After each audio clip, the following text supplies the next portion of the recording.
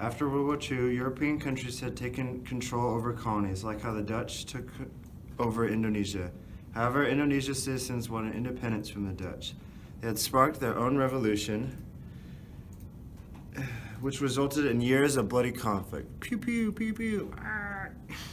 The result of this conflict was that the Dutch recognized the United States of Indonesia as independent.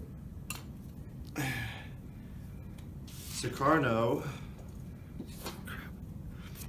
was the first president of Indonesia after the independence from the Dutch, and later introduced Marxism and communism into the country because it can address the issues of nation building. Around this time, the Portuguese had control over East Timor, a colony that was disregarded by them. Due to a failing home economy and a coup, Portugal had to extract East Timor from their colonies in 1974.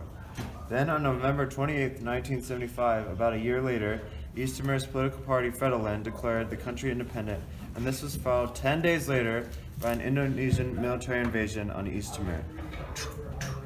Let's go get him! The United Nations, however, opposed this action that was backed by U.S. support. I disagree. Indonesian occupation of East Timor was marked down in the books as a very bloody and cruel conflict. Indonesia aimed to control East Timor as the Portuguese had, and later crush anything that held them from the occupation of the country. After occupation, Indonesian soldiers subjected the Timorese people to horrible treatment.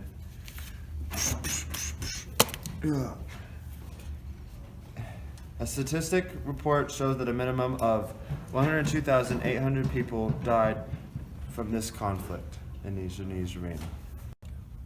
The cruelty of Indonesian soldiers led to what is known as the Santa Cruz Massacre. In 1991, a large group of Fredolin protesters were gunned down by 200 Indonesian soldiers, killing more than 250 civilians. Pew, pew, pew, pew, pew, pew, pew, pew, pew, pew, pew. Bleh, they're all dead. Indonesia ended up losing all of its support from the foreign countries from this event, and thus began the collapse of its communism and Marxist government. With the act of the Santa Cruz Massacre, many citizens believed that they shouldn't have to subject themselves to the lies of such cruelty. We want more freedom! The Indonesian occupation was a terrible and fatal conflict. All in all, about 1/3 of East Timor's population was killed.